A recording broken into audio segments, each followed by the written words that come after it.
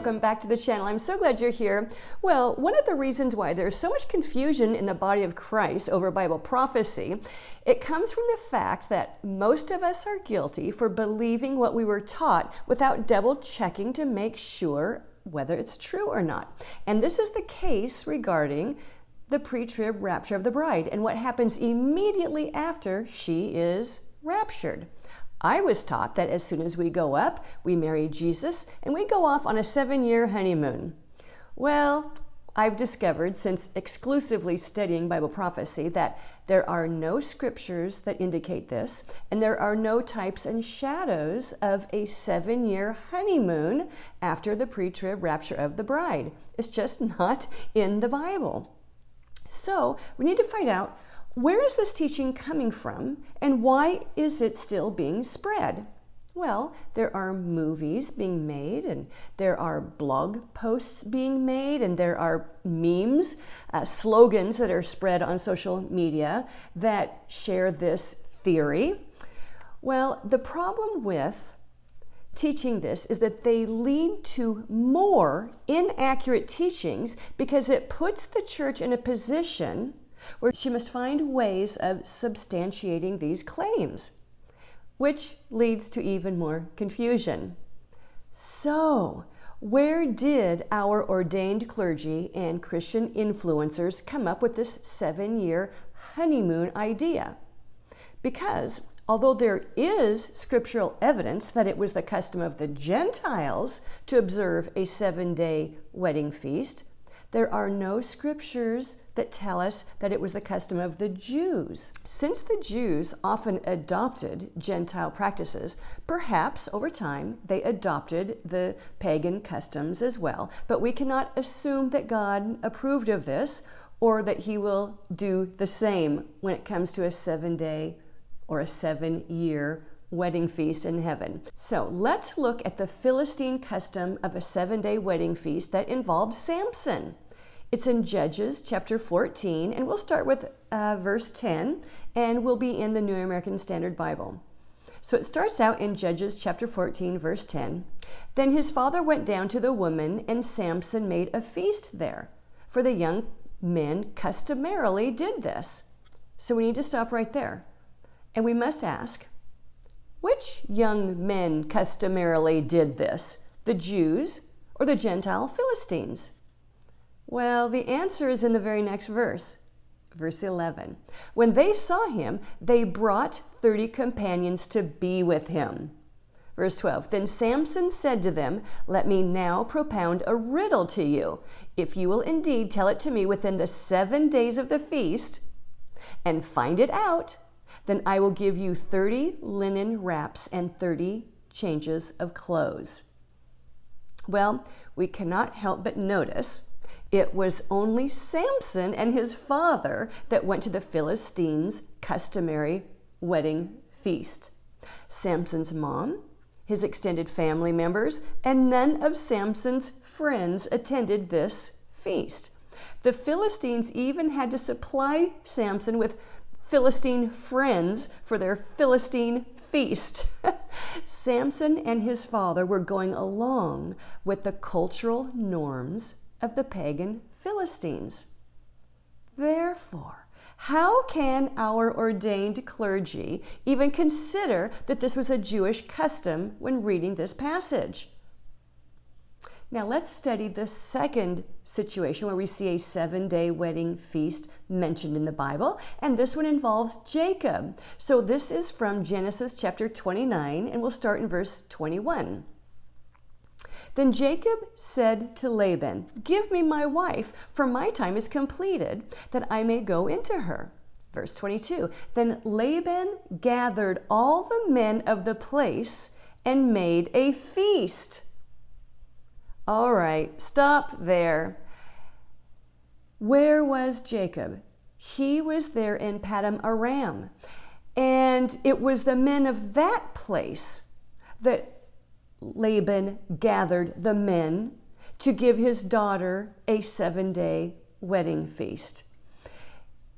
Now, God made it plain to us readers that Laban was an Aramean. He stated it 4 times throughout this entire scene and many times previously.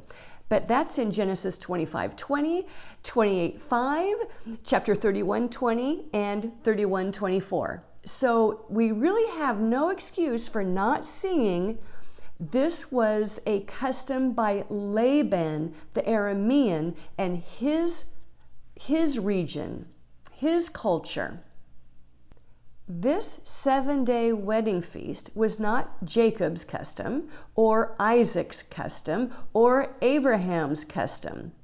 Jacob the groom was not the one hosting this feast. It was Laban, the Gentile Aramean, who is hosting the 7-day wedding feast for his daughter Leah. Now, the passage doesn't even clearly state that Rachel got a 7-day wedding feast. It looks like perhaps Laban tried to save money and throw one party to cover both of his daughters' weddings. But you can kind of study that out yourself and see what you think. So when you study Samson's situation and Jacob's situation on your own, you will see that in both cases, these 7-day wedding feasts brought about unfortunate circumstances for both grooms. Okay, now there is evidence that over time the Jews ended up adopting Gentile wedding customs, and some of them were recorded in the Babylonian Talmud, which was compiled in the 5th century. This is where many of our Christian leaders and teachers and influencers are gathering their information. Now, although there may be a time and place when a Christian teacher may find it helpful to their listeners to share extra biblical writings, the information that's in them, we all need to make sure that we are listening to teachers who cite their sources when they are used, so that we, the listener, can assess whether the information is applicable or not, especially if they are being used to establish prophetic interpretations. Because Jesus did not come to fulfill the Talmud. Jesus said in Matthew 5:17, "Do not think that I came to abolish the law or the prophets. I did not come to abolish, but to fulfill." Well, what do we read in the law? Deuteronomy 24:5. Angeline was able to pull this up for us pretty quickly. It says, "When a man takes a new wife, he is not to go out with the army, nor be assigned any duty. He shall be free at home for 1 year, and shall make his wife whom he has taken happy." Well, since Deuteronomy 24:5 provides a 1-year time frame, we need to interpret it as exactly that and keep it in context. Also, when the scriptures provide information about a 7-day period, we cannot automatically turn it into a 7-year period. Sometimes it is a literal 7 days. One more tip. It's not helpful to take every 7-day or 7-year period in the Bible or in the headlines or covenant that is being signed somewhere around the world and try to force it into Daniel's 70th week, because that is also adding confusion to the body of Christ when it comes to Bible prophecy. Now, when the bride is raptured at pre-trib, we expect a 1-year period of time when Jesus has no duties assigned to him by his Father, and when he is free at home to make his wife, which he has taken, happy. And by the way, that Hebrew word taken is Strong's number H3947, lakach. It means carry away, seize, take up. Okay, so you see, this has been a very easy tradition to completely shatter. And I hope for all of you who are hoping to be the pre-trib rapture bride and who are preparing yourselves to be the pre-trib rapture bride, I'm praying that this is very helpful to you and that we need to be really careful when we are listening to Bible prophecy teachers and the information they are even just casually saying. And I realize it's to encourage everybody, and we definitely need that encouragement, but boy, I'm finding that the Bible supplies far more encouragement, and the truth is always very encouraging. So, if you guys, leave your prayer requests below. I consider it my honor to have the opportunity to pray for you. I enjoy doing that.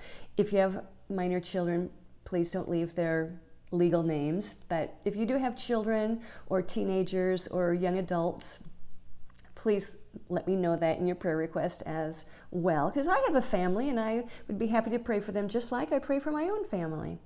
Okay, I'll talk to you later. Bye.